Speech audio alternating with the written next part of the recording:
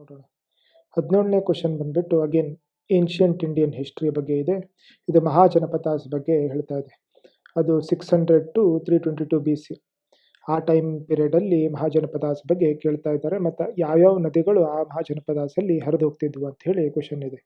So ಇದರಲ್ಲಿ ನಾವು ಎಷ್ಟು ಕರೆಕ್ಟ್ ಇದೆ ಅಂತ ಹೇಳಿ ಚೆಕ್ ಮಾಡಬೇಕು.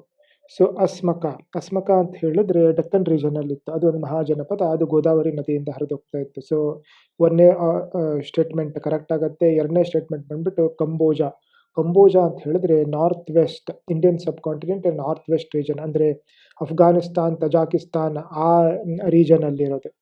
ಸೊ ಅಲ್ಲಿ ಬಂದ್ಬಿಟ್ಟು ವಿಪಾಸ್ ನದಿ ಬಂದ್ಬಿಟ್ಟು ಬಿಯಾಸ್ ನದಿ. ಅದು ಬಿಯಾಸ್ ಏನಿದೆ ಅಲ್ಲ ಪಂಜಾಬ್ ರೀಜನಲ್ ಪ್ರಾವಿನ್ಸಲ್ಲಿ ಹರಿಯತ್ತಲ್ಲ ಆ ನದಿ. ಸೊ ಎರಡನೇ ಆಪ್ಷನ್ ತಪ್ಪಾಗತ್ತೆ.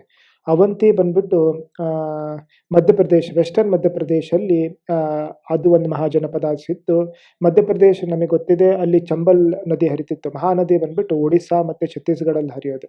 ಸೊ ಮೂರನೇ ಸ್ಟೇಟ್ಮೆಂಟ್ ತಪ್ಪಾಗತ್ತೆ. ನಾಲ್ಕನೇ ಸ್ಟೇಟ್ಮೆಂಟ್ ಬಂದ್ಬಿಟ್ಟು ಕೋಸಲ ಅಂದರೆ ಅದು ಈಸ್ಟರ್ನ್ ಯು ಪಿಯಲ್ಲಿ ಇರೋ ಮಹಾಜನಪದಾಸ್ ಇತ್ತು. ಅದರಲ್ಲಿ ಸರಿಯು ಅನ್ನೋ ನದಿ ಹರಿತಾ ಇತ್ತು. ಸೊ ಎರಡು ಸ್ಟೇಟ್ಮೆಂಟ್ ಇದರಲ್ಲಿ ಕರೆಕ್ಟ್ ಇರೋದ್ರಿಂದ ಆನ್ಸರ್ ಬಂದ್ಬಿಟ್ಟು ಬಿ ಆಗುತ್ತೆ ಓನ್ಲಿ. ಸೊ ಯಾವ್ಯಾವ ಮಹಾಜನಪದಾಸಿಂದ ಕ್ಯಾಪಿಟಲ್ ಏನಿತ್ತು ಮತ್ತು ಅದರಲ್ಲಿ ಯಾವ್ಯಾವ ನದಿಗಳು ಹರಿತಿದ್ವು ಅನ್ನೋದನ್ನು ನೋಡೋ ಸಲುವಾಗಿ ಇದೊಂದು ಟೇಬಲ್ ಇದೆ. ಈ ಟೇಬಲನ್ನು ನೀವು ರೆಫರ್ ಮಾಡ್ಬೋದು. ಸೊ ಈ ಟೇಬಲ್ನ ರೆಫರ್ ಮಾಡಿ ಇನ್ನೂ ಜಾಸ್ತಿ ಇನ್ಫಾರ್ಮೇಷನ್ ತಿಳ್ಕೊಳ್ಬೋದು. ಸರಿ, ಹಾಗಾದರೆ ನೆಕ್ಸ್ಟ್ ಕ್ವಶನನ್ನು ನಾಳೆ ನೋಡೋಣ. Thank you.